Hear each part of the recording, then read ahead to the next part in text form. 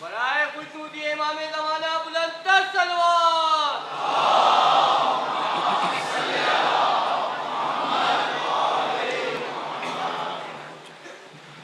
اعوذ باللہ من الشیطان الرجیم، بسم اللہ الرحمن الرحیم۔ الحمد للہ الذی نور قلوب العارفین بنور معرفتہ واثبت فؤاد انبیائہ واولیائہ بقصص الانبیاء والمرسلین، وأكمل إيمان المسلمين والمؤمنين بولاية علي أمير المؤمنين عليه السلام۔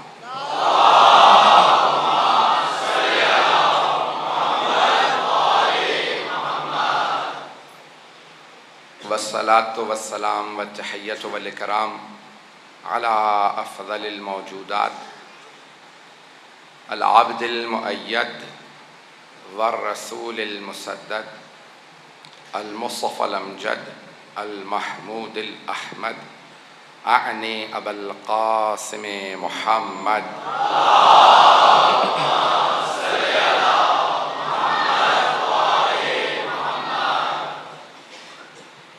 وعلى روحه ونفسه وسهره ووصيه سيد الأتقياء والأصفياء مولا الموالی امام المتقین علی ابن ابی طالب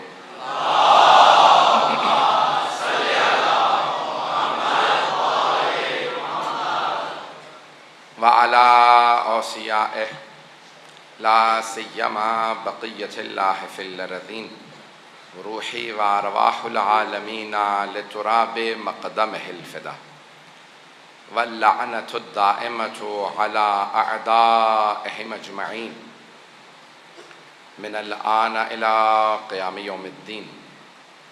أما بعد، فقد قال الله الحكيم في كتابه الكريم: بسم الله الرحمن الرحيم. ومن يطع الله والرسول فأولئك مع الذين أنعم الله عليهم من النبيين والصديقين والشهداء والصالحين وحسن اولئک رفیقا۔ صدق اللہ العلی العظیم۔ صلوات۔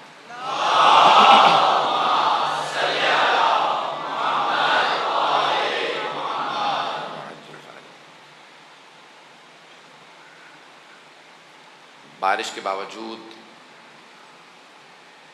آپ تمام مومنین و مومنات اپنی عقیدتوں اور محبتوں کے اظہار کے لیے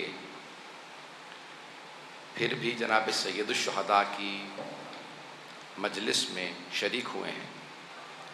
جناب سیدہ سب کا آنا اپنی بارگاہ میں قبول فرمائے، اور ہم سب کو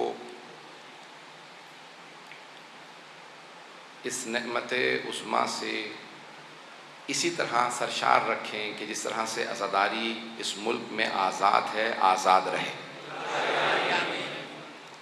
یہ بہت بڑی نعمت ہے کہ عزاداری یہاں آزاد ہے۔ بہت سے ممالک میں لوگ چھپ چھپ کے عزاداری کرتے ہیں، بہت مشکل کام ہے۔ میں پوری دنیا میں دیکھ رہا ہوں کہ ایک تشیع کے خلاف یہ الغار ہے۔ میں نے عنوان لیا ہے ہمارے عقائد کے عنوان سے، شیعہ عقائد یا عقائد اہل بیت، کہ شیعوں کے یا اہل بیت کے ماننے والوں کے کیا عقائد ہونے چاہیے، قرآن اور اہل بیت نے ہمیں کیا بتایا ہے، رسول اسلام نے کیا عقائد ہم تک پہنچائے ہیں، وہ عقائد پیش کرنا چاہتا ہوں اس عشرے کے دوران۔ اس میں عام طور سے اصول دین کو پیش کیا جاتا ہے، میں کچھ ایسے بھی عقائد پیش کروں گا جو اصول دین میں نہیں ہیں لیکن ہمارے عقائد کا جز ہے، ہمارے عقائد کا جز ہے۔ جیسے ائمہ علیہ السلام نے منع کیا کہ اگر کوئی ان میں سے کسی ایک عقیدے کا انکار کر دے تو وہ ہمارا شیعہ نہیں ہے۔ ایسے بہت سے عقائد ہیں لیکن وہ اصول دین میں نہیں ہیں، اصول دین میں نہیں ہے۔ اصول دین اپنانے سے کوئی کسی دین میں آ جاتا ہے، اس دین میں آنے کے بعد بھی اعتقادی ارتقاء اور ترقی ضروری ہے، تبھی کوئی کربلا جاتا ہے۔ پتہ نہیں بات پہنچ رہی. سب کربلائی نہیں بنتے. ایسا نہیں تھا کہ سید الشہداء کے زمانے میں صرف 72 شیعہ تھے.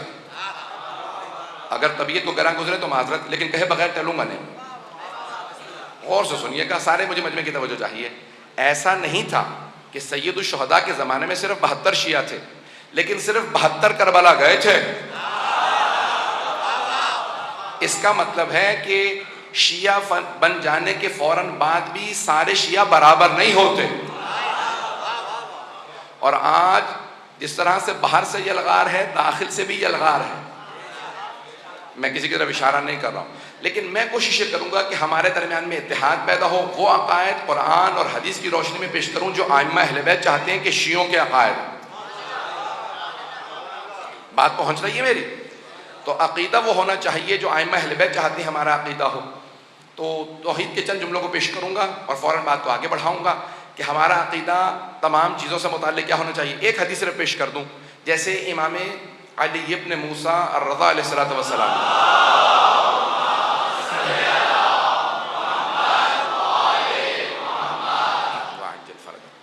فرمان ہے کہ لیس منا، وہ ہمارا، ہم میں سے نہیں ہے، یعنی ہمارا سچا شیعہ نہیں ہے. میرا ترجمہ یہ ہے، حدیث کے الفاظ ذرا اور زیادہ سخت ہے. میرا ترجمہ یہ ہے کہ شیعہ ہے لیکن سچا اور واقعی شیعہ ہونے کے لیے کچھ اور بھی چیزیں درکار ہیں.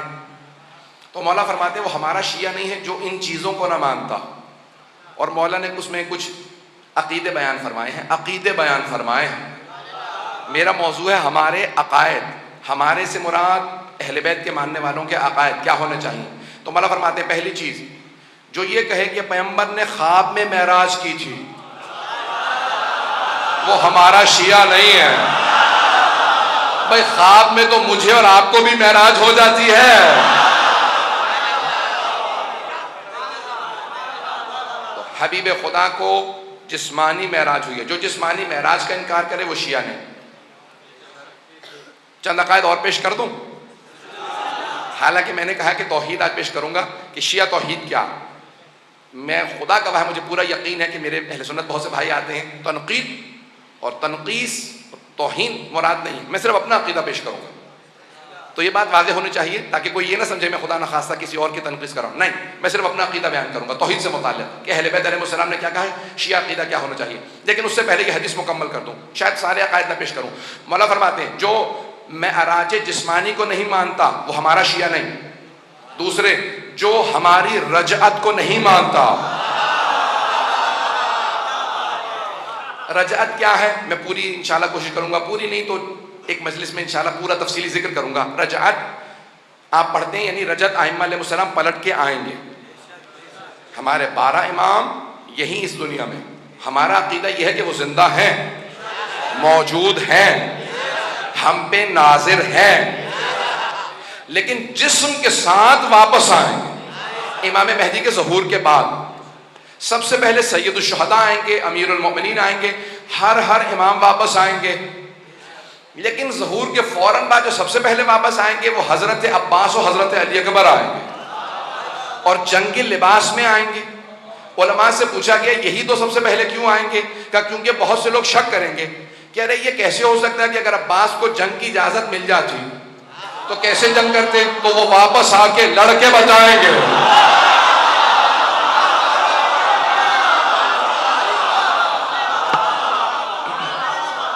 وہ جنگ کر کے بتائیں گے اگر میں کربلا میں جنگ کرتا تو میں کیسی جنگ کرتا. تو یہ ہمارے عقائد ہیں کہ رجعت میں ہمارا عقیدہ ہے. رجعت میں پورے تفصیل سے پیش کروں گا انشاءاللہ. اسی طرح سے عقائد کے اندر ہمارا عقیدہ امام فرماتے ہیں کہ جو شفاعت کو نہ مانے وہ ہمارا شیعہ نہیں. شفاعت کو جو نہ مانے وہ شیعہ نہیں ہے. مسلمان ہے، کافر نہیں کہا امام نے. کافر نہیں ہے، مسلمان ہے، لیکن جیسا اہل بیت کے ماننے والوں کا عقیدہ ہونا چاہیے ویسا اس کا عقیدہ. تو عقائد وہ بنائیں جو اہل بیت نے بتائے ہیں. میں انشاءاللہ پوری کوشش کروں گا کہ اہل بیت کے عقائد آپ کے سامنے پیش کروں. آئیے ذرا توحید سے متعلق بھی پیش کر دوں اگر سننا چاہیں گے. جتنی اب تک داد ملی اسی طرح سے داد مجھے محبت دیتے رہیے گا. میں جانتا ہوں موضوع خوش کے توحید کا، لیکن آپ کی محبتوں کی نظر کر رہا ہوں. اہل بیت کے ماننے والے اہل بیت کے تمام عقائد کو ویسے ہی مانتی ہیں جیسے آل محمد نے کہا ہے. تو اب میرے جتنے تمام دوسرے برادران بھی سن رہے ہیں وہ بھی سن لیجیے ہمارا عقیدہ کیا ہے. ہم اللہ کو وحدہ لا شریک مانتے ہیں کہ اللہ وحدہ لا شریک ہے اور وہ کسی کا محتاج نہیں ہے. اللہ الصمد، جیسے توحید میں سورہ اخلاص میں کہا اللہ الصمد، صمد یعنی جو کسی کا محتاج نہ ہو. اللہ محتاج نہیں، نہ وہ کسی شے میں حلول کرتا. ایک بات یہاں پہ روک کے اور کہہ دوں، اگر برا لگے تو مجھے پھر بھی پرواہ نہیں، کیونکہ میں جو اپنی ذمہ داری اور فریضہ سمجھتا ہوں میں امام زمانہ کو جواب دوں وہ عقیدہ پیش کروں گا. آج ہم میں بھی بہت سے عقیدے آنے لگے. دیکھیں پہلے صوفیہ ہم سے عقیدے لیتے تھے، اب صوفیوں کے عقیدے ہم میں بھی آنے لگے. جملہ میں کہہ گیا ہوں، میں اولیاء کا انکار نہیں کر رہا ہوں. میں یہ جو اولیاء ہیں یعنی ائمہ علیہ السلام کے علاوہ جو مقرب اللہ کے بندے ان کا انکار نہیں کر رہا ہوں، لیکن صوفیوں کے عقیدے نہ اپنائیں، اپنا عقیدہ صوفیوں کو دیں. نہیں پہنچا سکا ہوں، بہت سے چہرے ابھی بھی بنے ہوئے ہیں، توجہ سے سنیے گا. ان کا عقیدہ یہ ہے کہ اللہ اولیاء یہ جو بڑے بڑے صوفیاء ان کے اندر حلول کر جاتا ہے. وہ جو عیسائیوں کا نظریہ حلول سمجھتے ہیں، عربی کی اصطلاح ہے. وہ کہتے ہیں جناب عیسیٰ میں، عیسائی کہتے ہیں جناب عیسیٰ میں اللہ اتر آیا. The Christ in Jesus is God. وہ کہتے ہیں کہ جو جیسس کرائسٹ کہتے ہیں وہ جو جناب عیسیٰ کے اندر کرائسٹ ہے وہ اللہ. تو اللہ بول رہا ہے اسی لیے وہ ابن اللہ ہے. بہت سے ہندو کے بھی ایسے ہی ہیں کہ اللہ معاذ اللہ خدا اتر آتا ہے، ایشور اتر آتا ہے لوگوں کے اندر. کسی کو گائے میں نظر آ رہا ہے اس کا مطلب ہے خدا گائے میں اس کے لیے اتر آیا. کسی کو آگ میں نظر آ رہا ہے، کسی کو سانپ میں، تو وہ سمجھتے ہیں کہ اللہ اتر آتا ہے کسی میں. بہت سے صوفیاء کہتے ہیں کہ ہمارے یہ جو صوفی بزرگ ہیں ان میں اللہ اتر آتا ہے، حلول کرتا ہے. شب جمعہ کو اللہ آسمان سے اتر کے زمین پہ آ جاتا ہے. یہ عقیدہ اہل بیت کا نہیں ہے. وہ جو حرکت میں آتا ہے خدا نہیں ہوتا.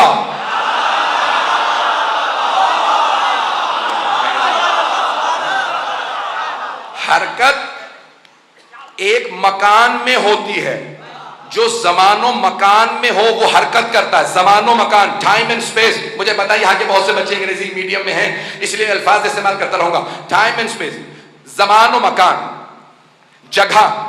جو جگہ کا محتاج ہونا وہ حرکت کرتا ہے، جگہ میں جاتا ہے. جس نے جگہ کو بنایا ہو وہ جگہ میں نہیں ہوتا، جگہ سے باہر ہوتا.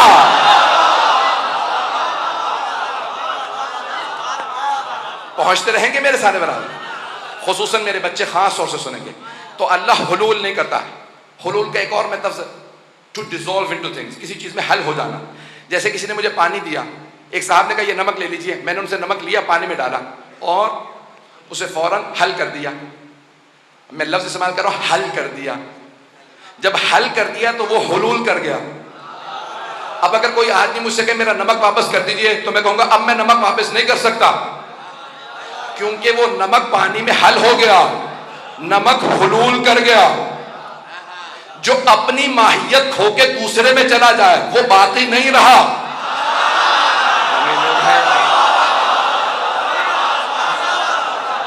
توحید واضح ہو رہی ہے. خدا کی قسم مجھے توقع نہیں تھی کہ آپ کا حسن سماعت اتنا بلند ہے، کہ آپ اتنی محبت سے سن رہے ہیں. میں سمجھ رہا تھا مجھے ایک ایک جملے کی وضاحت کرنی پڑے گی. آپ پہنچ رہے ہیں، میرے اشاروں پہ پہنچ رہے ہیں. آج میں اور زیادہ معتقد ہو گیا آپ کی محبتوں کا.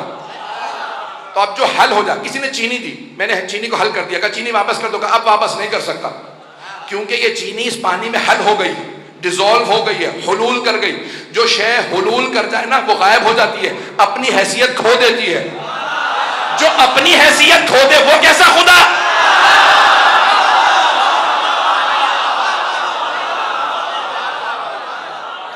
تو اللہ کسی شے میں حلول نہیں کرتا.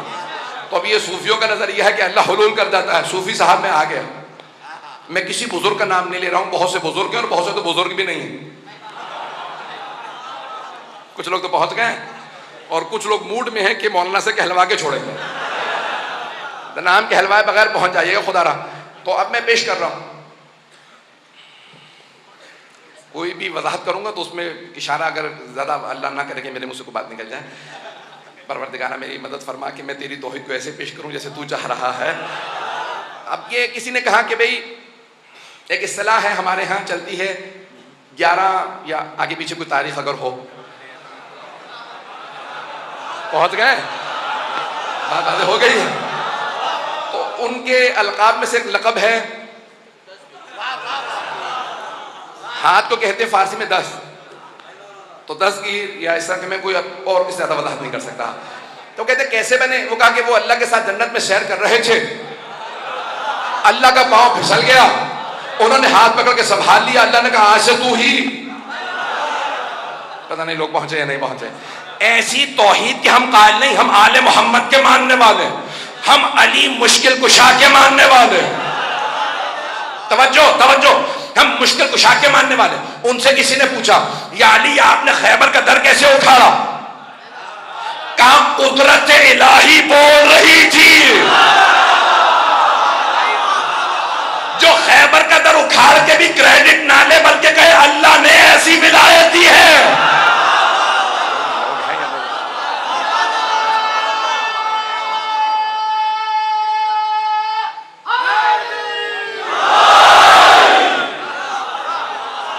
لوگ نہ جانے کیا کچھ لکھ دیتے, وہ اپنے متعلق پتہ نہیں کیا کچھ کہہ دیتا. اگر علی کے علاوہ کوئی اور ہوتا خیبر کا در اکھاڑنے والا, پتہ نہیں لوگ ہے یا نہیں. اب سمجھ میں آیا اللہ کیوں ایسوں ہی کو بناتا ہے. نہیں پہنچا سکتا. توجہ توجہ ہو سارے مجمع کی. عزیزان گرامی, انبیاء علیہ السلام نے معجزات دکھائے. جناب عیسیٰ نے مردوں کو زندہ کیا. جب مردے زندہ کیے تو بہت سے عیسائیوں نے کہا یہ ابن اللہ, یہ اللہ کا بیٹا. جناب عزیر کو یہودیوں نے کہہ دیا یہ اللہ کا بیٹا. جن انبیاء نے چھوٹے چھوٹے معجزات دکھائے تھے, لوگ ہیں یا نہیں ہیں؟ مولا میری مدد فرمائیں گے یا علی ادرکنی. جن انبیاء نے چھوٹے چھوٹے معجزات دکھائے تھے نا, جناب عیسیٰ نے مردہ زندہ کیا, جناب موسیٰ نے سنگرے سے اٹھائے, بڑے بڑے انبیاء علیہ السلام نے مختلف, جناب داؤد نے لوہے کو ہاتھ سے چیر دیا. انبیاء نے چھوٹے چھوٹے معجزات دکھائے تو بہت سے ان کے ماننے والے انہیں خدا کہنے لگے. علی مرتضیٰ نے اشارہ کیا سورج پلٹ آیا, رسول خدا نے اشارہ کیا چاند کے 2 ٹکڑے ہو گئے, جناب سیدہ کی در پہ ستارہ آ گیا. توجہ, علی نے خیبر کا در اکھاڑا, مرحب حارث اندر کو پچھاڑا, اور ایسے ایسے معجزات دکھا کے کسی کو مارا پھر زندہ کیا, زندہ کا جنازہ پڑھایا وہ مردہ ہو گیا. تو اب سب کہنے لگے نا چھوٹے چھوٹے معجزات دکھانے والے خدا, تو یہ کیسے خدا نہیں؟ تو میرے مولا نے ہر معجزہ دکھانے کے بعد سجدہ شکر کیا. بھائی میں معجزہ دکھا کے سجدہ شکر کر کے بتا رہا ہوں میں خدا نہیں ہوں, اس نے مجھے ولایت دی ہے.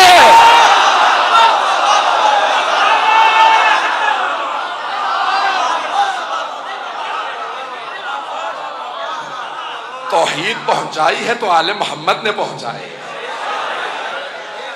پہنچ رہے ہیں ذرا عزیزان گرامی. یہ توحید, ہم یہ نہیں کہتے توحید بچائی ہے, ذات توحید کو کوئی نہیں بچا سکتا. بھائی دیکھیں کربلا نہ ہوتی خدا پھر بھی ہوتا, لیکن ماننے والا کوئی نہ ہوتا, نہیں پہنچا سکا. اگر معاذ اللہ, میں گستاخی نہیں کر رہا ہوں, کربلا نہ ہوتی خدا پھر بھی ہوتا, ماننے والا کوئی نہ ہوتا, تو حسین ابن علی نے ذات توحید کو نہیں بتایا, اللہ کو نہیں بچایا, کلمہ توحید کو بچایا. اللہ تو ہوتا, کوئی لا الہ الا اللہ کہنے والا نہ ہوتا. اب سمجھ میں آیا بیعت کیوں نہیں کی. یہ بیعت حسین کا معاملہ نہیں تھا, توحید کا معاملہ تھا. حسین کو پتا تھا میں نمائندہ پروردگار ہوں, میں بیعت کر لوں تو اس کا مطلب ہے کہ نمائندہ الہی نے بیعت کر لی. عزیزان گرامی, اس لیے کبھی بھی بیعت ممکن ہی نہیں تھی. میں اشارے کرتا ہوں آگے بڑھ رہا ہوں, توحید کو پیش کر رہا ہوں اور آپ اتنے پیارے انداز سے سن رہے ہیں. عزیزان گرامی, توحید کو اگر سمجھے تو صرف محمد و آل محمد سے سمجھیے گا, نہ جانے کوئی اور توحید سمجھانے بیٹھے کیا سمجھا دے. ایک واقعہ پیش کرنا چاہ رہا ہوں. امام, دوبارہ توہین مقصود نہیں ہے, اور بہرحال امام ابو حنیفہ کا واقعہ کہ وہ جب کوفے واپس آ گئے تو پڑھا رہے تھے, تو پڑھاتے پڑھاتے انہوں نے ایک مرتبہ کہا, امام ابو حنیفہ نے اپنے شاگردوں سے کہا میں امام صادق کا شاگرد ہوں, لیکن میں اپنے استاد کی 3 باتوں کو نہیں مانتا. وہ کہتے ہیں کہ اللہ ہے, لیکن نظر کبھی نہیں آئے گا. یہ کیسے ہو سکتا ہے؟ جو شے ہے وہ نظر آنی چاہیے. تو میرا عقیدہ یہ ہے. وہ یہ کہنے لگے ہم روز قیامت خدا کو دیکھ لیں گے. آج ابھی تک بہت سے مسلمانوں کا یہ عقیدہ ہے. کیوں؟ کیونکہ بزرگوں نے دے دیا.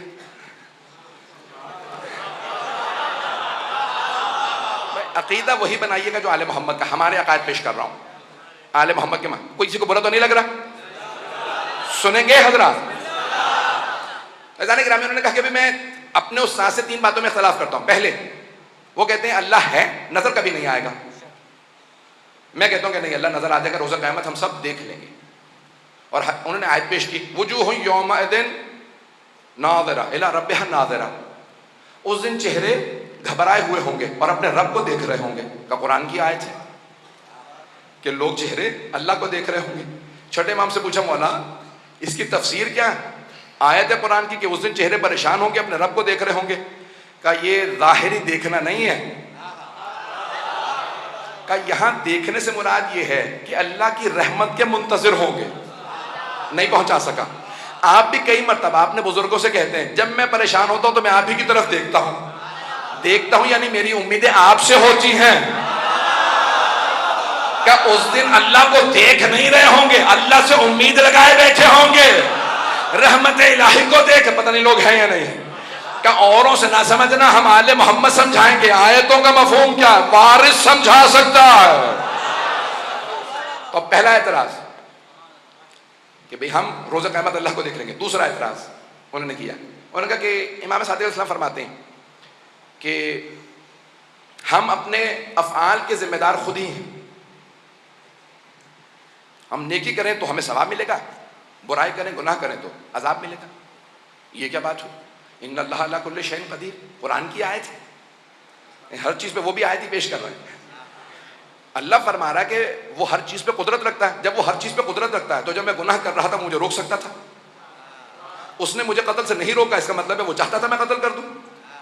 تو اللہ چاہتا تھا اس لیے میں نے گناہ کیا. اب میں اپنے افعال کا ذمہ دار نہیں. بات واضح ہو رہی ہے؟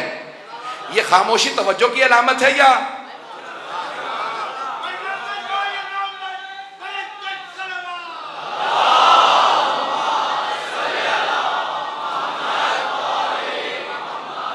تیسرا اعتراض؟ انہوں نے کہا تیسرا اعتراض یہ ہے کہ وہ فرماتے ہیں کہ امام صادق السلام فرماتے ہیں کہ روز قیامت شیطان جہنم میں جائے گا اور وہاں اسے عذاب ملے گا. میں نہیں مانتا.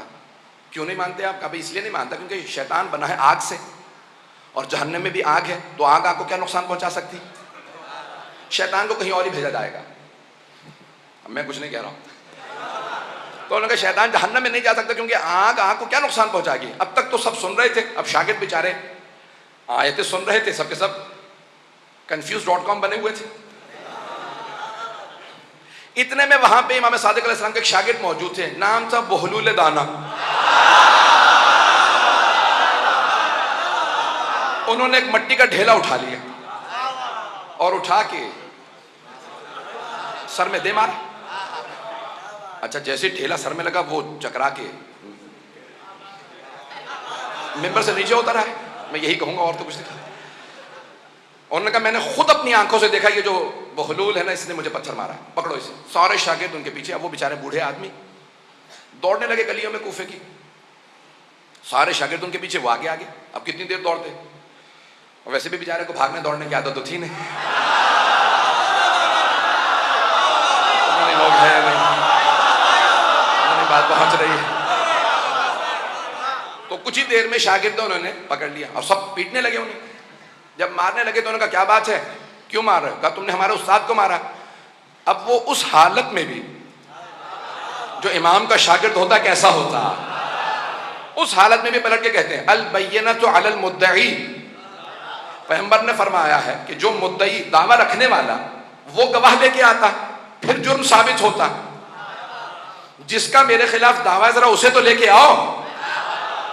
میں نے تم لوگوں کو تو نہیں مارا، جسے مارا ذرا اسے لے کے آؤ. وہ چاہ رہے تھے عدالت لگ جائے، جواب سب کے سامنے دو. پتہ نہیں بات پہنچ رہی ہے نہیں پہنچ رہی. تو انہوں نے نے کہا البینۃ علی المدعی، جس نے میرے خلاف دعویٰ کیا ذرا اسے لے آؤ. انہوں نے کہا ٹھیک ہے قاضی کے پاس لے چلتے ہیں. انہیں پکڑا، گھسیٹنے لگے. سارا کوفہ جمع ہو گیا. کہا کیا ہوا؟ کہا امام ابو حنیفہ کا کیس ہے، عدالت میں جا رہا. فوراً پہنچے. کہا کیا بات ہے؟ قاضی نے کہا لے کے آؤ، دعویٰ کرنے والا کون ہے، مدعی کون؟ کہا لے آ. کہا یہ دعویٰ رکھتے ہیں. کہا کیا معاملہ ہے؟ قاضی نے پوچھا. کہا بھئی اس نے مجھے پتھر مارا. قاضی نے فوراً سوال کیا بہلول اللہ سے، آپ نے پتھر مارا ہے؟ کہا. کا پتھر مارا ہے؟ کہا. کہا اقرار تیسری دفعہ کرو کہ جانتے ہو سزا ہے؟ کہا ایک منٹ رک جاؤ، پہلے ذرا مجھے سوال کرنے دو. پتھر مارنے سے ہوا کیا ہے تمہیں؟ کہا تمہیں لوگ صحیح کہتے ہیں تم پاگل ہو. بھائی پتھر لگا، میرے سر میں درد ہو رہا. کہا اگر تو درد دکھا دے نا تو پھر مجھے سزا دلوا دے. اگر تو درد دکھا دے. اس نے کہا بھائی درد دکھانے والی شے نہیں ہے، درد کو محسوس کیا جاتا. کہ تو نے تو کہا تھا جو شے ہو نظر آنی چاہیے. خدا بھی ہے، نظر نہیں آتا، محسوس کیا جاتا ہے.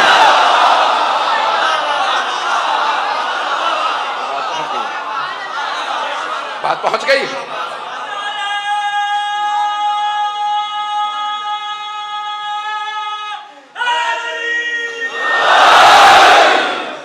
توجہ ہے جانے کی رہا.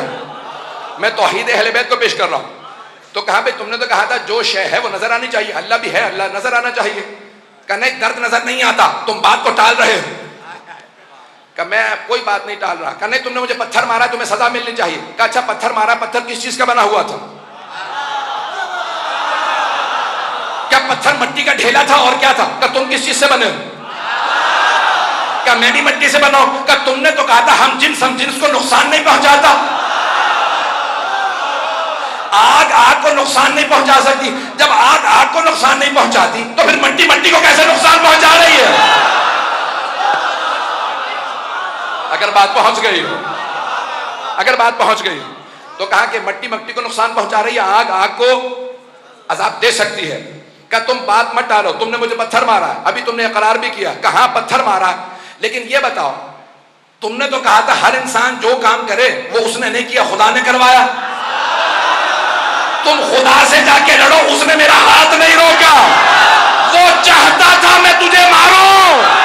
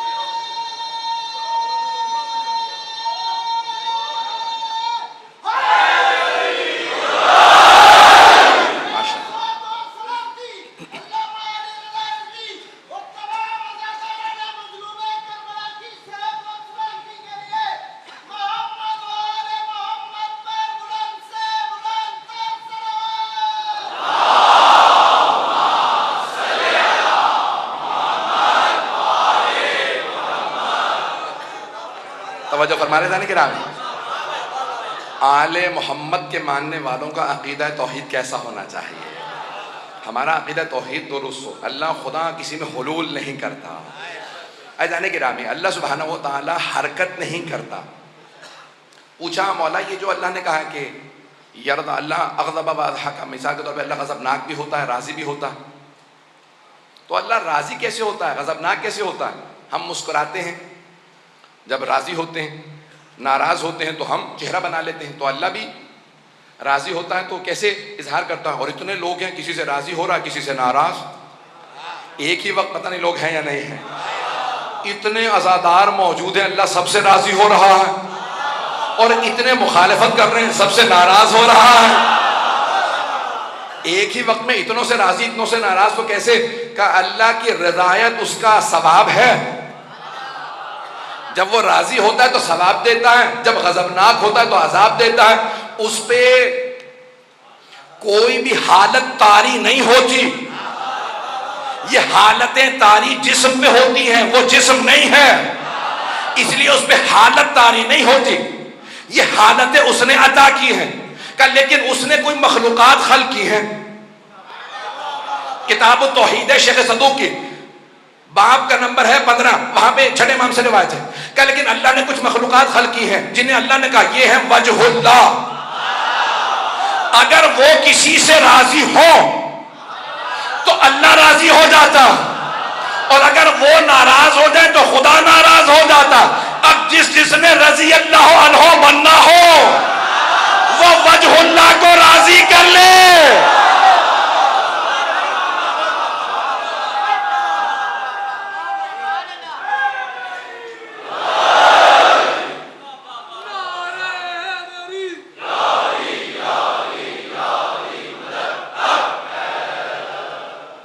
توجہ ہے نہیں؟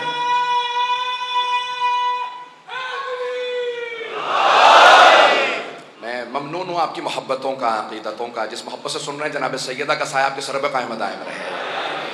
عزیزان گرامی، ہمارے عقائد وہ ہونے چاہیے جو آل محمد نے بتائے ہیں. تو ہم توحید کے ماننے والے ہیں، اور توحید کو سمجھنا ہو تو آل محمد سے سمجھنا. وہ بتائیں گے توحید کیا ہے، مولا کے خطبے بتائیں گے. جناب امیر اپنی ایک وصیت میں کہتے ہیں، اے میرے لخت جگر محمد حنفیہ، اگر اللہ کے علاوہ اور بھی کوئی خدا ہوتا لَأَتَتْكَ رُسُلَهُ، تو اس کے بھی رسول تیرے پاس آتے، وہ بھی اپنے رسولوں کو بھیجتا. وہ کہتا ارے یہ اللہ اپنے آپ کو منوائے چلا جا رہا ہے تو میں بھی منواؤں، میں بھی رسول بھیجتا ہوں. کہ کسی نبی کا یہ نہ کہنا کہ اللہ کے علاوہ اور کوئی خدا ہے، یہ خود ایک دلیل ہے کہ 1,24,000 انبیاء ایک کے بعد ایک آتے رہے، سبھی کہتے رہے لا الہ الا اللہ، لا الہ الا اللہ. نہیں پہنچا سکا. اگر ایک بچہ باہر سے آئے اور کہے کہ حادثہ ہو گیا یا آگ لگی، میں نے وہاں پہ مثال دی تھی، تو آپ سب کے سب مانیں گے کہ بچہ آیا ہے، شاید جا کے دیکھ لیں. کچھ کہیں نہیں ہم نہیں جاتے، بچہ ہے، اتنے میں دوسرا بچہ آ جائے اور وہی بات دہرائے. کچھ لوگ پھر بھی کہیں گے ارے بچے ہیں کیا ضرورت ہے، اتنے میں تیسرا بچہ آ جائے، پھر چوتھا، پانچواں، 10، 12، 14، 1,24,000. عزیزان گرامی یہ 10، 12، 14 بچے ہی آ جائیں گے نا تو آپ کہیں گے نہیں باہر جا کے دیکھو کچھ نہ کچھ ہوا ہوگا. ارے بچے نہیں، مولا فرما رہے 1,24,000 معصوم نبی سب ایک ہی بات دہرا رہے ہیں، لا الہ الا اللہ. مولا فرماتے ہیں اگر اللہ کے علاوہ اور کوئی خدا ہوتا تو وہ کہتا میں بھی منواؤں. یہ سارے انبیاء لوگ انہیں مارتے رہے لیکن وہ دہراتے رہے لا الہ الا اللہ. مولا فرماتے ہیں یہ خود دلیل ہے اللہ کے علاوہ اور کوئی معبود نہیں. اور امام حسین کا سر نیزے پہ بلند کر دیا گیا، وہاں سے بھی کہہ رہے ہیں لا الہ الا اللہ. عزیزان گرامی، آپ ہی کے کراچی کے بہت بڑے ایک شاعر، نام شاید لینا توہین نہ ہو، مرحوم ہو چکے ہیں، کمیونسٹ ہو گئے تھے، نام پتہ نہیں شاید لے لوں، جوش ملی آبادی، اردو ادب کا بہت بڑا نام. کمیونسٹ ہو گئے تھے، خدا کا انکار کر دیا تھا. اب آخر عمر میں دوبارہ مجلسوں میں آنے لگے، مرثیے پڑھنے لگے. تو ایک صاحب نے جا کے کہا جوش صاحب آپ تو کمیونسٹ ہو گئے تھے، خدا کا انکار کر دیا تھا، یہ دوبارہ مجلسوں میں کیوں آنے لگے؟ کہا ارے میں نے تو خدا کا انکار کر دیا تھا لیکن مجھے حسین ابن علی نے خدا کو ماننے پہ مجبور کر دیا. کہا امام حسین نے کیسے مجبور کیا؟ کہا عصر عاشور میں ایک سجدہ تھا جو بار بار کہہ رہا تھا اگر خدا نہ ہوتا تو اتنے ظلم کے بعد بھی حسین سجدہ کیوں کرتے. پتہ نہیں بات پہنچا پایا ہوں یا نہیں. عزیزان گرامی، اہل بیت کے ماننے والوں کے عقائد وہی ہونے چاہیے جو انہوں نے ہمیں بتائے ہیں. میں بہت سے مطالب پیش کر سکتا ہوں. آج یقین مانیے بارش کے بعد آپ کی گرمی بڑھ گئی ہے اور تیسری مجلس ہے، مجھے میری اپنی حالت اپنی معلوم ہے کہ میری اس وقت کیا کیفیت ہے، لیکن پھر بھی میں کچھ مطالب پیش کرنا چاہ رہا ہوں. اگر میرے ساتھ چلیں گے تو ایک باواز بلند صلوات پڑھیے گا.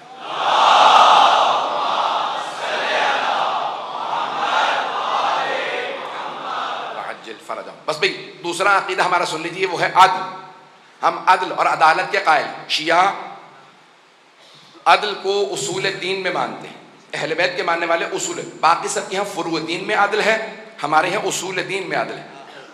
اصول دین میں ہمارے عدل ہے. اور سے سنیں گے، میں جانتا ہوں تاخیر 11:30 ہو چکے ہیں، کل سے انشاءاللہ تعالیٰ جلدی آ جائیں گے، میں اور مطالب پیش کروں گا تفصیل سے. سن لیجیے عدالت سے متعلق ہمارے تمام مسلمان بھائیوں کے یہاں فروع دین میں ہے عدالت، ہمارے یہاں اصول دین میں ہے عدالت.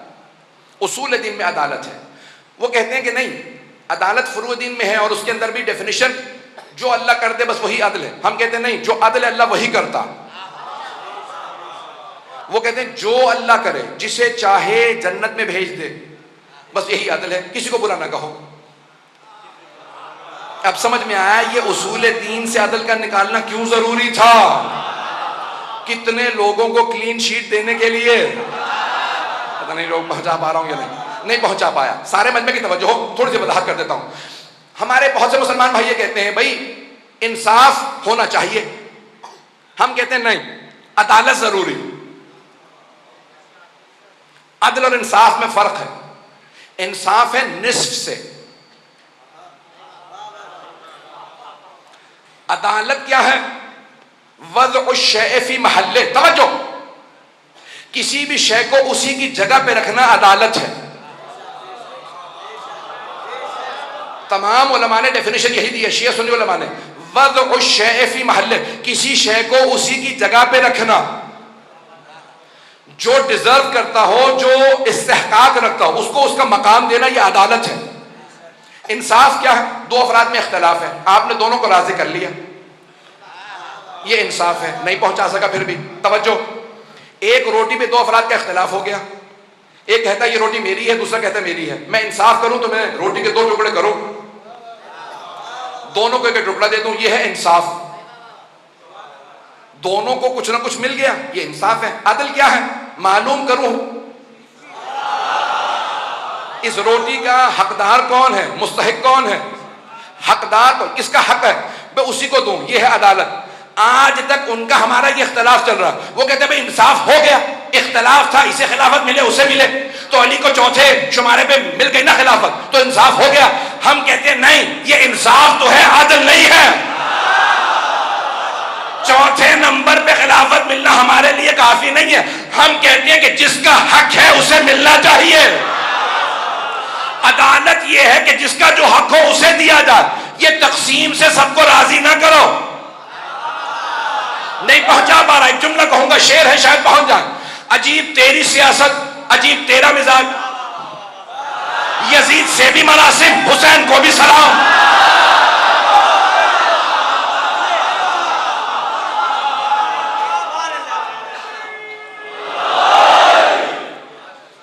میں اسی پہ اختتام کروں گا، 5 سے 7 منٹ زحمت دوں گا اگر چلیں گے. اگر مجمع چلے گا میرے ساتھ میں چلوں. عدالت کی تھوڑی سی اور تعریف ہے. عدل کیا ہے؟ عزیزان گرامی، تمام چیزوں پہ، ان کی تعریف پہ آپ کا اختلاف ہو سکتا ہے، لیکن عدالت کی تعریف پہ، ڈیفینیشن پہ اختلاف نہیں ہوگا. غور سے سنیے گا، عقلی پوری بحث پیش کر رہا ہوں. 11:30 بجے پیش کرنا آسان کام نہیں ہے، یہ مجھے پتا ہے. میرے کلیجے سے پوچھئے گی کتنا مشکل کام ہے. ایک علمی موضوع کو لے کے چلنا اور ایک پیچیدہ بحث کو، عقلی بحث کو آپ کے سامنے پیش کرنا اس رات کے پہر کے اندر آسان نہیں. آئیے ذرا پیش کر رہا ہوں، تھوڑا سا وقت لگے گا لیکن سنیے گا. بہت سی چیزوں کی آپ کی ڈیفینیشن حالات اور واقعات کے بدلنے پہ تعریف بدل جائے گی. آپ ایک ٹرین میں جا رہے ہیں، میں چند مثالیں دوں گا. ایک آدمی 4 بچوں کے ساتھ ٹرین میں سوار ہو جاتا ہے. بچے بے انتہا شرارتی، کسی سے اینک چھین لیتے ہیں، کسی سے اخبار چھین لیا، کوئی آدمی کھانا کھا رہا کھانا اٹھا لیا. ہر آدمی کہے گا یہ کس قسم کے بچے ہیں، کیسا باپ ہے، بچوں کو سمجھا نہیں رہا. 1-2 گھنٹہ بچے سب کو تنگ کرتے ہیں. اتنے میں ایک صاحب اٹھتے ہیں، کہتے ہیں کیسے باپ ہیں آپ، بچوں کو روکتے نہیں. باپ کی آنکھوں میں آنسو آتے ہیں. وہ پلٹ کے کہتا ہے میرے ان بچوں کی ماں کا انتقال ہو گیا. اب میں انہیں کچھ ہی دیر میں بتانے والا ہوں، اس لیے میں انہیں روک نہیں رہا، ڈانٹ نہیں رہا کہ جب میں انہیں بتاؤں گا تو ان پہ کیا گزرے گی. اب وہ تمام کے تمام جو افراد تنقید کر رہے تھے باپ پہ اور بچوں پہ، جیسے ہی انہیں کچھ نئی معلومات ملی ان کا نظریہ بدل گیا. کچھ لوگ پہنچ گئے ہیں. اب سب کے سب کہنے لگے جس کی اینک اتار رہے تھے اس نے اینک اتار خود ہی دے دی. جس کے کھانے میں ہاتھ ڈال رہے تھے انہوں نے کہا بیٹا بچہ آؤ آ کے کھانا خود کھا لو. اخبار کسی نے اپنے ہاتھ سے دے دیا، بے شک پھاڑ دو. ہر آدمی کا رویہ بدل گیا. کیوں؟ معلومات بدلی تھی. معلومات بدلی تھی، حالات واقعات بدلے تھے، آپ کی فوراً تاریخ بدل گئی۔ ایک اور سوال کر لوں آپ سے، بتائیے چوری بری ہے یا اچھی؟ بری ہے، چوری بری شے ہے۔ ایک آدمی آتا کہتا کہ میں نے چوری کی ہے لیکن میرے بچے فاقے سے مر رہے تھے، بس میں نے ایک روٹی اٹھائی بچوں کو فاقے سے مرنے سے بچانے کے لیے، زیادہ چوری نہیں کی۔ اب آپ بتائیے ابھی بھی چوری بری ہے؟ آپ میں سے بہت سے کہیں گے ہاں ابھی بھی بری ہے، بہت سے کہیں گے نہیں بری نہیں ہے۔ پتہ نہیں لوگ ہیں یا نہیں۔ حالات واقعات بدلنے سے آپ کی فوراً ڈیفینیشن تعریف بدلتی چلی جائے گی۔ توجہ، بہت سے میں آپ کو ایسے سنا سکتا ہوں چیزیں جس سب میں آپ کے نظریات بدل جائیں گے، لیکن دو چیزوں میں کبھی آپ کا فیصلہ نہیں بدلے گا۔ پہلی چیز عدالت، دوسری ظلم۔ ہر حالت میں ہر آدمی کہے گا عدل اچھا ہے، ظلم برا۔ جب سب ہر حالت میں مانے کہ عدل اچھا ظلم برا، تو اسی لیے ہمارے یہاں اصول دین میں عدل ہے۔ ممکن ہی نہیں ہے اللہ کبھی کسی پہ ظلم کرے۔ پتہ نہیں بات پہنچی ہے نہیں؟ وما ربک بظلام للعبید، اللہ کبھی ظلم نہیں کرتا۔ اگر کبھی کوئی فاقے سے مر رہا ہے تو یہ ہم انسان ذمہ دار ہیں، اللہ ظلم نہیں کرتا۔ ظلم اتنا پس سے خدا تک پہنچ ہی نہیں سکتا۔ تو سب مانیں کہ عدالت اصول دین میں ہونا چاہیے۔ عقل کی میں نے دلیل دی ہے، جتنی پیش کر سکتا تھا میں نے پیش کر دیا۔ عزیزان گرامی، آئیں ذرا ساتھ چلیں گے کچھ دیر کے لیے۔ ایک ایسی ہستی ہے جو کائنات میں ظلم کے خلاف سب سے بڑا نشان اور عدالت الہی کا سب سے بڑا پرچم ہے، نام ہے حسین ابن علی۔ دنیا میں کہیں چلے جائیے، کسی آدمی سے پوچھئے، ہر آدمی کہے گا حسین مظلوم ہے، یزید ظالم ہے، لیکن اگر پھر بھی کوئی عزاداری میں نہ آئے تو پھر اس کی قسمت اچھی نہیں ہے کہ وہ اس نشانی کو ماننے پہ تیار نہیں جسے اللہ نے ظلم کے خلاف سب سے بڑی آواز کہا ہے۔ آج پہلی شب ہے، محرم کی پہلی تاریخ۔ پوری دنیا میں رسم ہے کہ 28 رجب کو امام حسین کا سفر شروع ہوا۔ اس سفر کے چند جملے مصائب کے پڑھے جاتے ہیں۔ شاید آپ کی آنکھوں میں آنسو آ رہے ہوں، ہر آدمی محسوس کر رہا ہے حسین کربلا پہنچنے والے ہیں۔ 2 محرم کو پہنچے تھے نا، یہ آنکھوں میں آتے آنسو بتا رہے ہیں شاید کوئی حسین کربلا پہنچنے والے ہیں۔ عزیزان گرامی، 28 رجب کو سفر سے پہلے ایک مرتبہ ایک خط پہنچا مروان کے نام یزید کی طرف سے کہ حسین ابن علی سے مطالبہ کرو کہ بیعت کریں۔ مروان اور ولید نے منصوبہ بنایا، ایک آدمی سے کہا جاؤ حسین کے گھر اور بلا لاؤ حسین ابن علی کو۔ ایک آدمی آیا، آپ کو معلوم ہے نا جناب زینب کبریٰ ہر روز امام حسین کی زیارت کے لیے گھر آتی تھی۔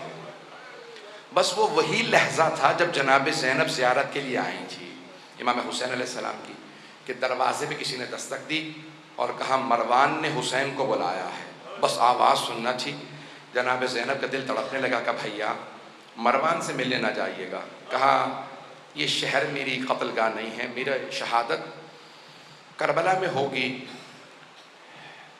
گھبرانے کی ضرورت نہیں۔ لیکن جناب زینب اپنی محبت کے اظہار کے لیے آواز دیتی ہیں عباس،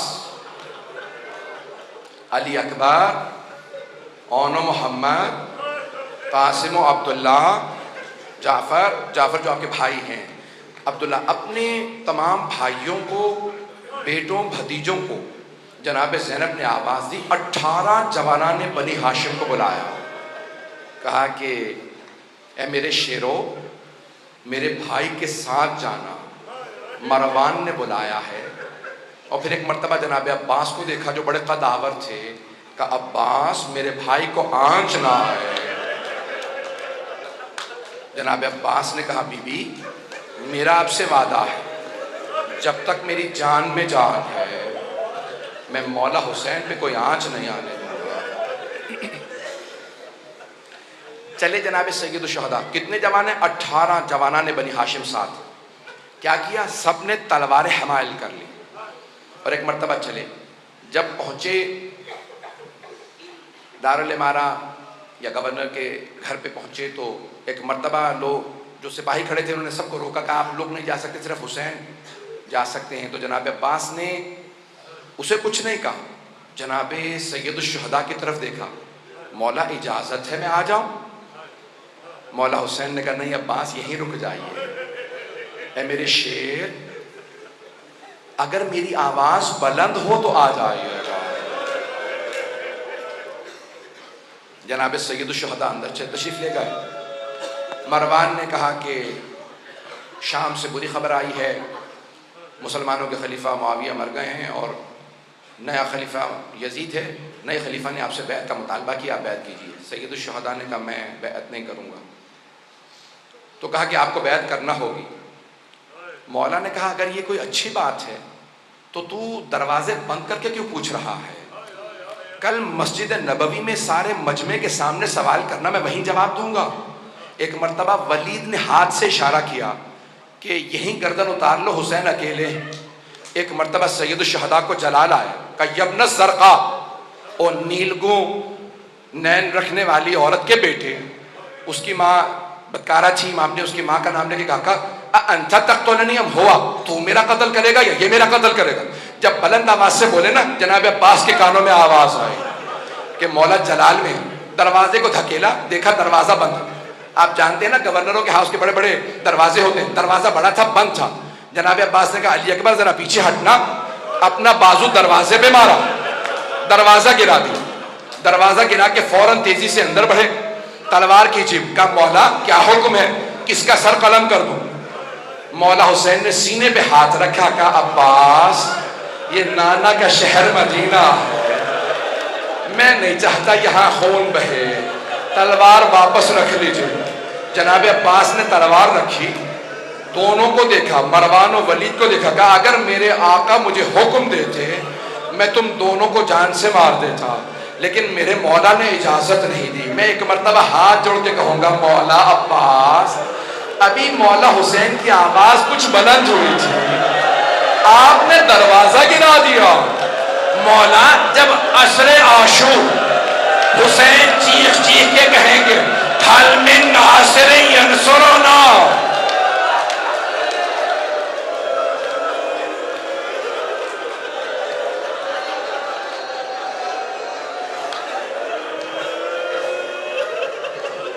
جب عصر میں آواز بلند ہوگی، اے غازی عباس اس وقت کیا کیجئے گا؟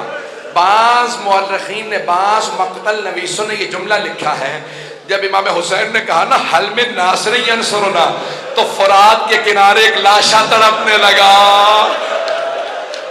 اجرکم اللہ، اجرکم اللہ۔ بس میں بھی پڑھوں گا، میں بھی پڑھوں گا۔ ایک مرتبہ جناب سید الشہداء واپس آئے، گھر میں واپس آنے کے بعد ایک مرتبہ ایک فہرست بنائی، کہا عباس میں نے فہرست میں نام لکھ دیے کون کون ساتھ جائے گا، عباس سب مردوں کو بتا دو کون کون ساتھ جائے گا، مستورات کو میں بتاؤں گا۔ جناب عباس علیہ السلام نے فہرست پڑھنا شروع کی، نام بتانا شروع کی، کہا علی اکبر آپ کا نام بھی ہے، قاسم آپ کا نام بھی ہے، کہا جعفر آپ کا نام بھی، اپنے بھائی سے کہا عبداللہ آپ کا نام بھی ہے، پھر کہا اون و محمد تم دونوں کے نام بھی ہیں، سب کو بتاتے رہے۔ اب ایک مرتبہ ایک چھوٹے بچے کا نام آیا، وہ بچہ کسی بی بی کے ہاتھ میں تھا۔ علماء نام بتاتے ہیں فاطمہ صغریٰ، آپ جانتے ہیں بچوں کو بتایا نہیں جا سکتا کہ آپ کا نام بھی ہے، تو جانتے ہیں جناب عباس نے کیا کیا؟ آئے جناب فاطمہ صغریٰ کے پاس، کہا بی بی اس بچے کا نام بھی ہے، اس بچے کا نام بھی ہے، یہ بھی کربلا ساتھ جائے گا۔ اجرکم اللہ۔ بعض علماء نے یہ بھی لکھا ہے نا کہ بی بی بیمار تھی فاطمہ علیلہ، اکثر عرب کے جو مقتل نویس ہیں وہ کہتے ہیں کہ جناب فاطمہ صغریٰ وہ جو بیمار بچی تھی، تو انہوں نے جناب سید الشہداء سے کہا بابا آپ مجھے ساتھ نہیں لے جا رہے، بابا علی اصغر کو میرے پاس چھوڑ جائیے، میں اسے کھلاتی رہوں گی، میرا دل بہلا رہے گا، جب بھی مجھے آپ یاد آیا کریں گے بابا میں علی اصغر کو دیکھ لیا کروں گی، میں علی اصغر کو کھلاؤں گی۔ اب جناب سید الشہداء نے جناب فاطمہ صغریٰ سے کچھ نہیں کہا، جناب علی اصغر کو آغوش میں لیا، کان میں کچھ کہا، نہ جانے کیا کہا، جناب علی اصغر مولا کی آغوش میں آ گئے، किसी के पास नहीं जा रहे थे, मौला के पास आ गए। मेरा दिल कहता है मौला हुसैन ने कहा होगा अली असगर अगर आप करबला नहीं जाएंगे तो हुरमला का तीर कौन खाएगा?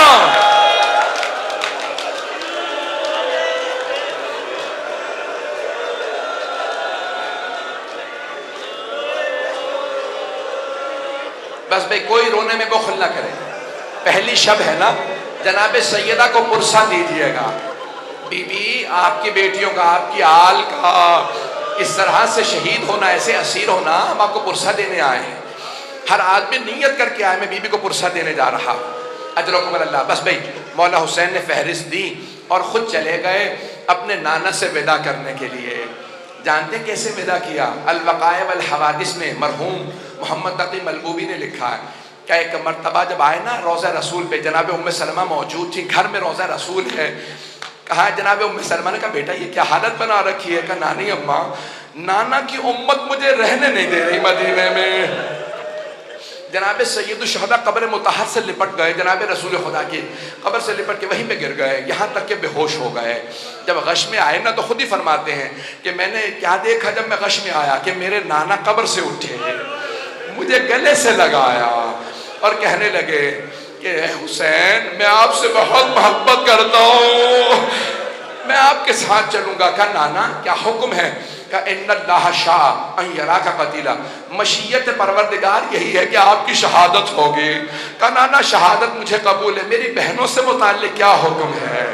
कहा इन्नल्लाह शाअ अन यराहुन्ना सबाया, ए मेरे लाल मशीयत तो यही है कि आपकी बहनों को कैदी बनाया जाएगा।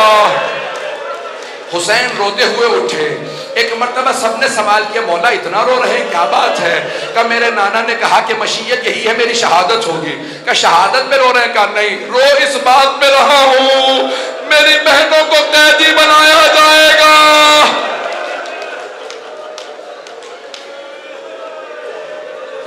मेरी बहनों को कैदी बनाया जाएगा।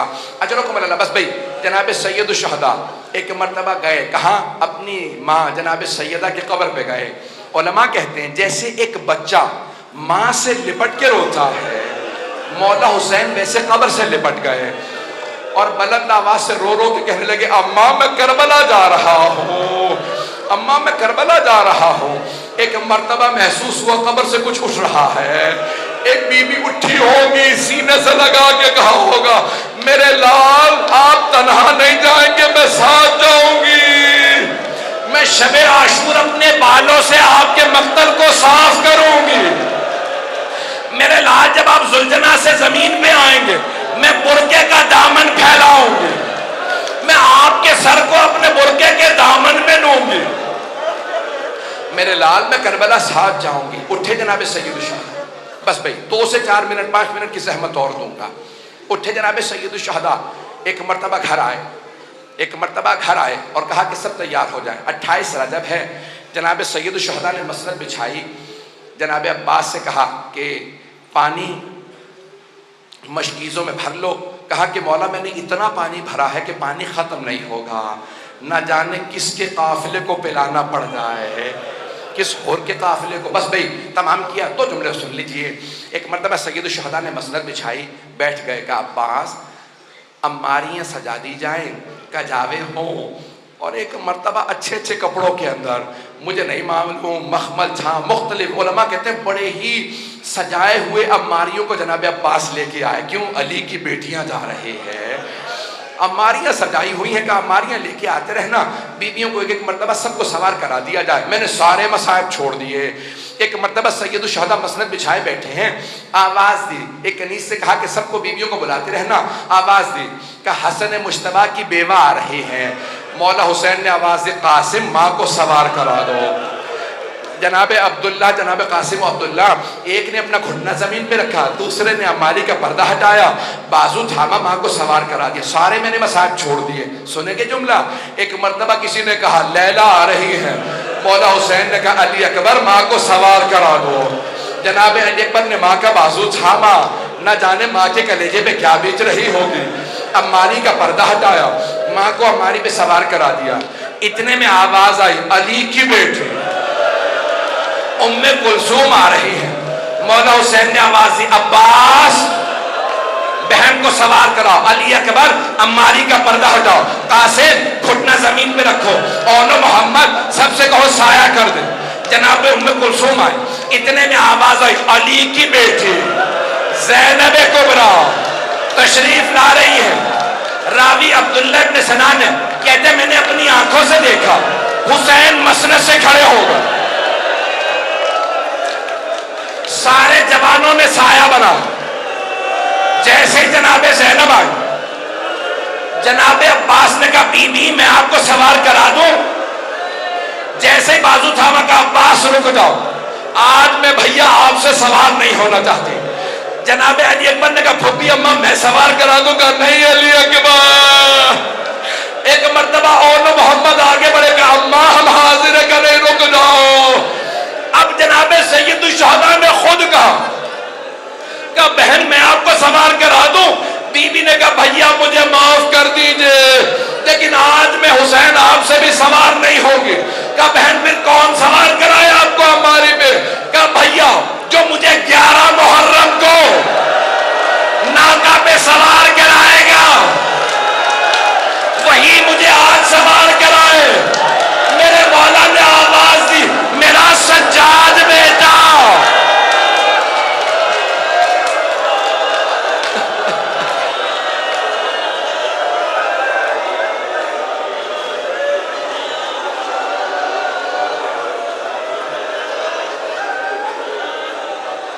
الا لعنت اللہ علی القوم الظالمین.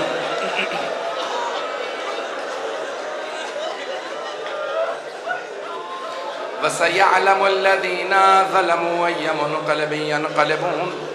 2 منٹ بیٹھے رہیں گے. 2 واسطے دوں گا ہاتھوں کو بلند کیجئے گا. پروردگارا 11 محرم کا واسطہ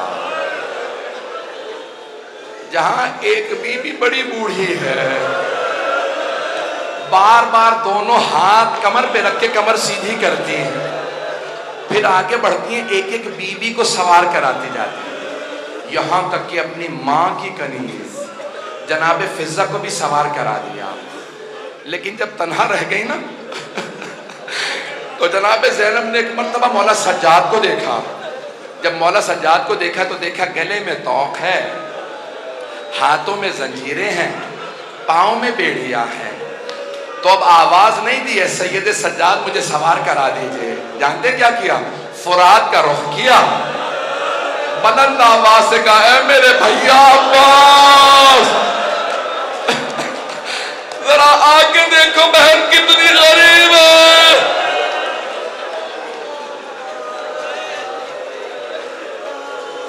جناب سید سجاد آگے بڑھے کہا پھوپھی اماں میں آپ کو ناقہ پہ سوار کرا دوں گا پروردگارا. 11 محرم کے اس لحظے کا واسطہ جب مولا سجاد نے اس حالت میں زنجیروں کے ساتھ پھوپھی کو سوار کرایا جب سوار کرا دیا نا تو ایک مرتبہ مقتل کو دیکھنے لگے مولا سجاد مقتل کو دیکھنے لگے. آنسو بہ رہے تھے ایک رنگ آ رہا تھا ایک جا رہا تھا. اچانک دیکھا جناب زینب ناکہ سے گر گئے. مولا سجاد کی غیرت نے برداشت نہیں کیا. کہا پھوپھی اماں یہ کیا کیا آپ نے کیوں گرایا اپنے آپ کو ناکہ سے. جناب زینب کبریٰ نے جملہ کہا کہا بیٹا سجاد بس ایک ہی تو مرد بچا ہے ہمارے ساتھ. بیٹا آپ نے کیا حالت بنا رکھی ہے آپ کی رنگت اتنی سفید پڑ گئی لگتا ہے خون ختم ہو گیا لگتا ہے روح پرواز کرنے والی ہے. یہ کیا حالت ہے؟ کہ پھوپھی اماں خدا کسی غیرت مند بیٹے کو ایسا وقت نہ دکھائے بوڑھے باپ کا لاشا تپتی ریت پہ پڑو.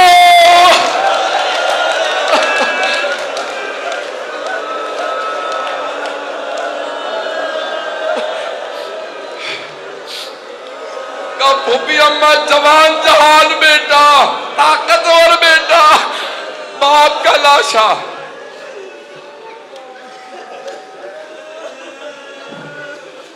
پروردگارا میری اپنی حالت اس وقت غیر ہے۔ پروردگارہ تجھے واسطہ 11 محرم کی اس باعظمت مظلومہ بی بی کا جو سب لاشوں کو چھوڑ کے بس صرف ایک لاشے سے ودا کر کے جا رہی ہیں۔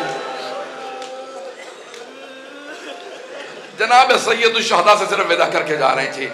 پروردگارہ جب بی بی جانے لگی نا، آپ نے دیکھا ہے اونٹ کی پشت بڑی بلند ہوتی ہے، جب بی بی اس اونٹنی کی پشت سے زمین پہ دیکھنے لگی تو مقتل میں 2 لاشیں نظر آئے۔ بی بی نے کہا او محمد خدا حافظ۔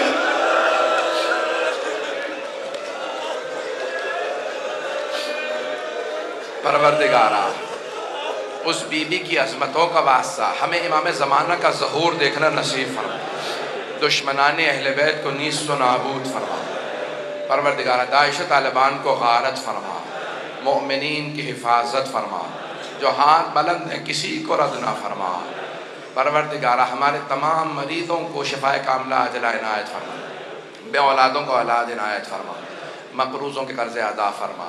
پروردگارہ کشمیر میں حالات بہت خراب ہیں، کشمیر کو آزاد فرما۔ پروردگارہ عراق میں، شام میں، بحرین میں، یمن میں، نائجیریا میں، نہ جانے کہاں کہاں، پروردگارہ سب کی حفاظت فرما، ہمارے مقامات مقدسہ کی حفاظت فرما، اس امام بارگاہ کو ترقی عنایت فرما۔